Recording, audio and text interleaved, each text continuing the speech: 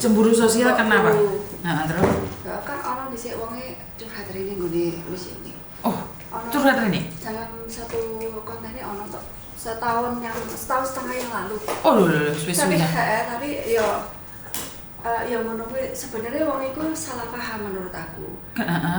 Karena aku waktu metu saka nggone Ndoro Lawas, iku kan wis ana ngomongan, mengko lek aku gak kerja ning ngene meneh, aku tetep oleh mengunjungi anakmu ya.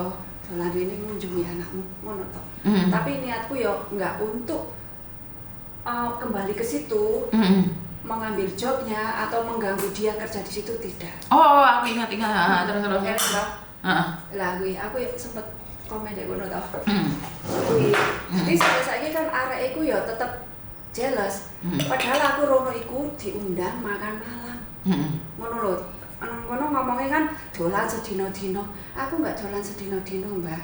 Pertama, aku teko iku jam 2. Iku sing pertama, iku karena dikenalke karo dhek. Jadi, Mbak Reneo, ceceku wis teko. Ya, aku tak poro. Rene tak kenalke, aku jane ya mau munggah. Ngopo kowe gak gelem munggah? Jare ngono, karena kan kowe wis pernah kerja ning ngene. Aku gak nyapo-nyapo. Mrene yo. Aku kan wis ngomong, kowe oleh mrene. Munggah lah aku. Ya wis kita kenalke iki ceceku, tapi aku njaluk tolong ajarke. Karena aku kan gak ngerti selama iki mesin cuci kan kowe sing nyekel.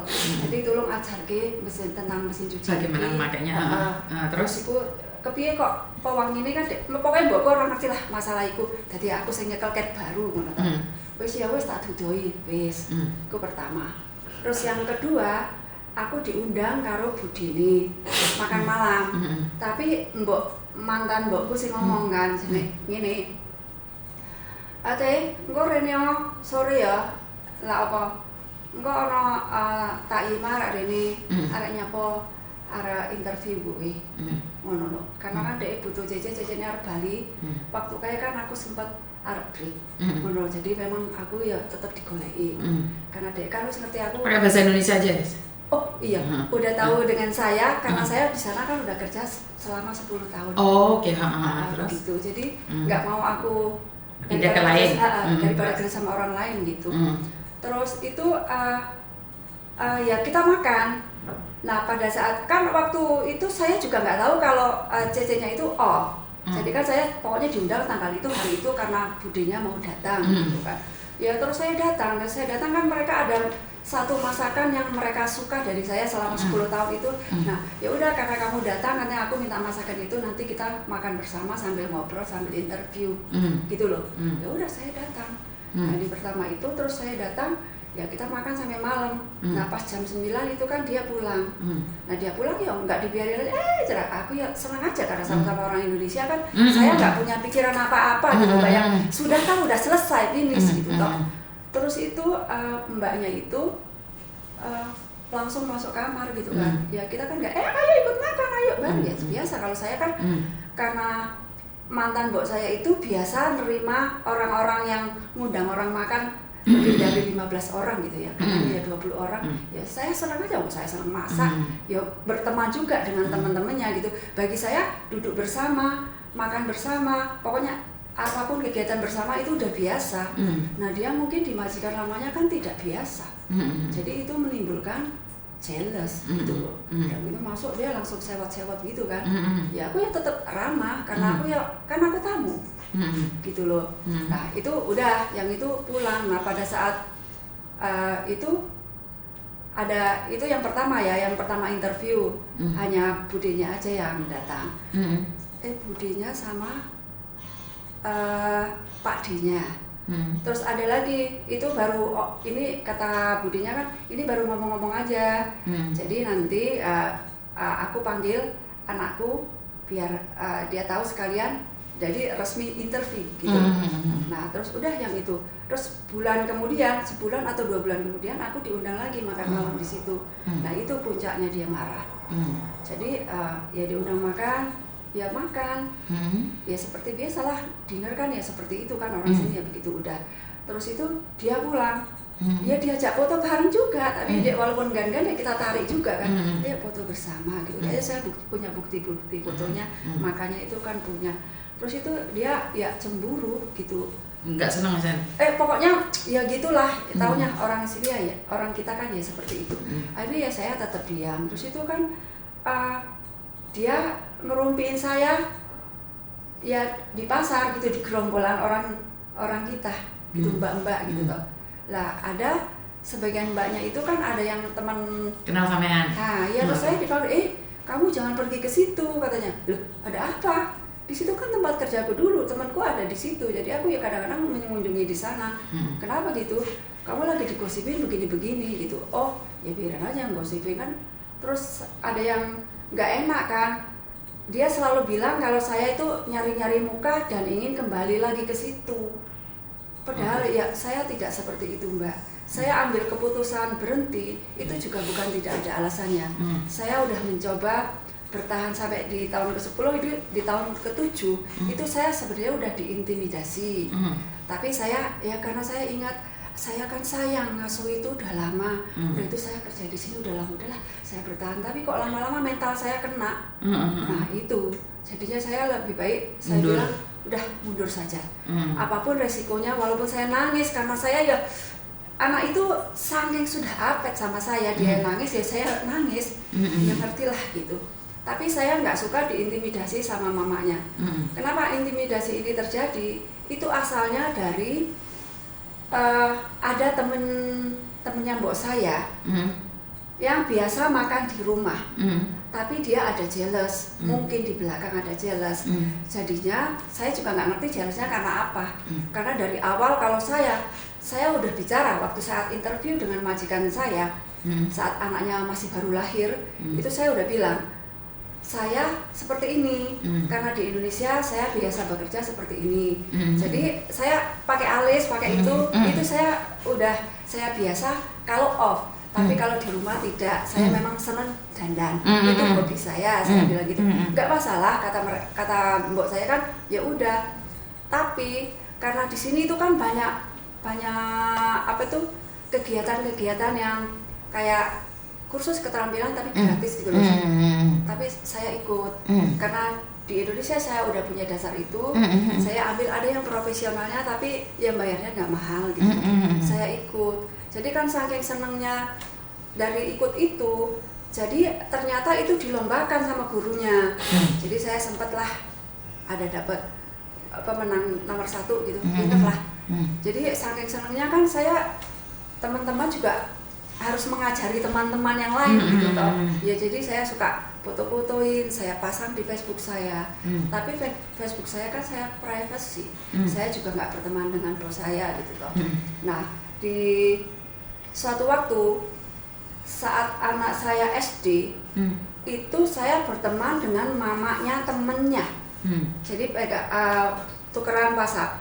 Karena rumahnya deketan, jadi kan kalau ada apa-apa gitu maksudnya biar saling bantu gitu.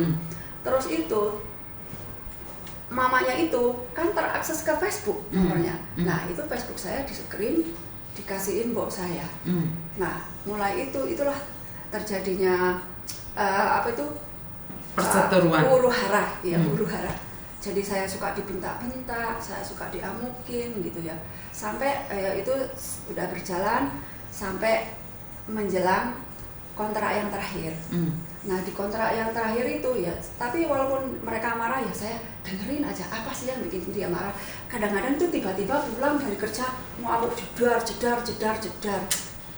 Iya, itu saya nggak ngerti masalahnya, tapi saya dengerin apa sih yang menyebabkan dia marah gitu kan. Nggak taunya ya itu orang itu. Jadi kata mamanya si ini kamu gini-gini gitu. Nah itu saya udah diam.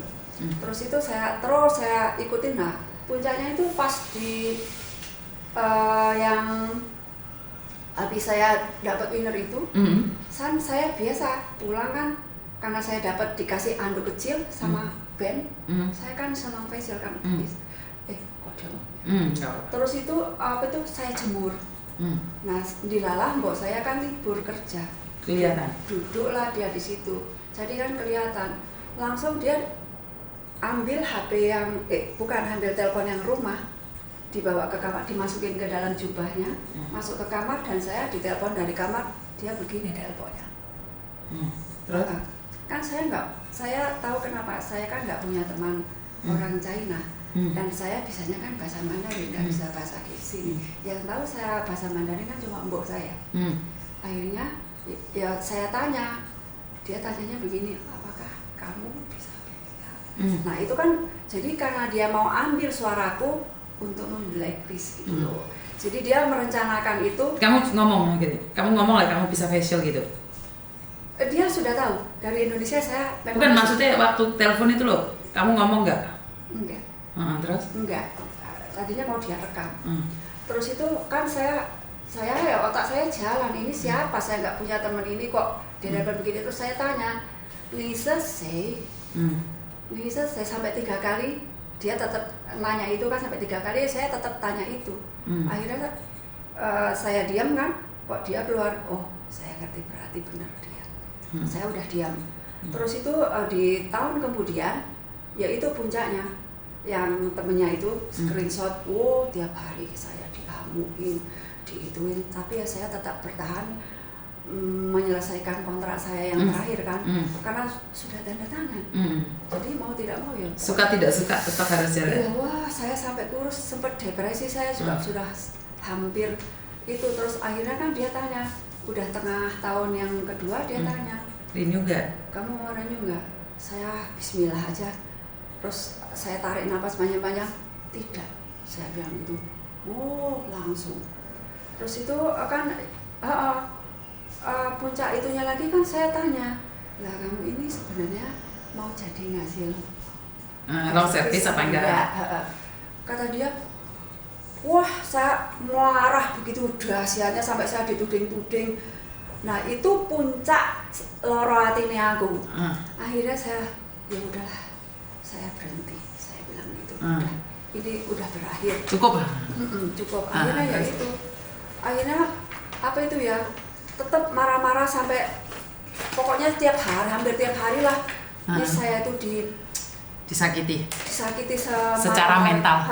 Mental. Akhirnya ya udah, begitu saya keluar itu pun sampai tanggal 31 ya Miss. Tanggal 31 harusnya kan saya keluar. Malam tanggal 31-nya lagi itu masih ngundang orang banyak makan-makan disengaja ya? Disengaja. Jadi, Oke, jadi berarti kan sampean ada alasan bahwa sampean tidak akan mungkin renew. Jadi kekhawatiran Mbak itu terlalu banyak, terlalu berlebihan, benar nggak? Jadi kan saya selalu berkata bahwa kita tidak tahu apa yang terjadi di dalamnya. Kita cuma mengira-ngira dan berprasangka. Dan itu tidak salah. Apa yang dikatakan itu tidak salah. Kenapa? Karena saya dulu pernah ambil pembantu dan kita deket banget sama dia, jaga dia dari kecil. Terus habis itu Filipina. Jadi nggak ada bedanya Filipina dengan Indonesia ya. Terus habis itu karena aku ada pembantu baru, tapi kan kita terbuka, kita langsung ngomong. Kita itu ngomong, tadi nggak disimpan terus nggak gosip. Saya kurang tahu mereka gosip, tapi kan saya tidak bisa bahasa mereka. Dan mereka juga hal yang sama. Jadi Cece yang baru tersinggung, wajar bagi saya. Bagi saya wajar. Jadi di situ ungkapan kekecewaan, kalau kalian sudah putus ngapain kembali? Nah, iya. Kalau kembali ngapain kalian pergi?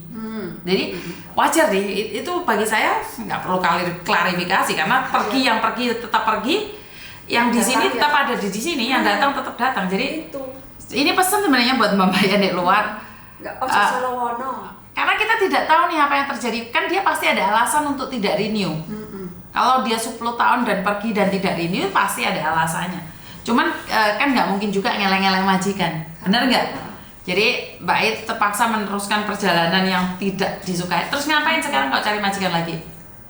Karena majikan yang ini juga membuat saya depresi. Waduh. Saya sampai kurus. Depresi kenapa lagi? Pertama ya penyesuaian itu kan tidak mudah. Terus itu tuntutannya mereka itu tidak ada dalam diri saya. Contohnya soal hal-hal kecil aja ya. Nah, dalam hal kecil maksudnya? Seperti mengurus anak. Nah, anaknya itu kan hyperaktif. Terus itu apa dok? Kenapa?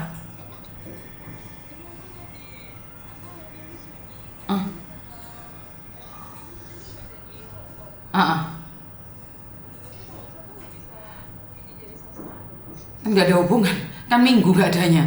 Hah, tak kaplok kan kok.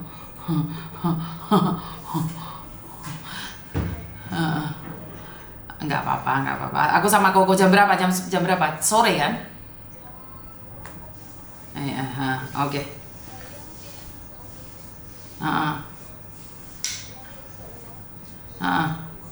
Suruh bojomu ngomong sama Koko Thomas. Bojomu ngomong sama Koko Thomas. Baik Koko. Aku di kitchen ya ho, aku di songi tuan leking ke Koko mà. Tôi同佢驚我哋離開嘛喺出邊咧。OK。Koko iya, Koko iya. Oke. Jadi ya perjalanan hidup memang beda-beda. Ya serapopo, saya cuma berdoa ke depannya nih. Tuntutannya terlalu tinggi majikan. Kedepannya mau cari majikan apa nih? Kalau saya itu majikan apa aja yang penting baik, sayang, ngertiin, respect. Ojo kebalikannya yang ada sekarang.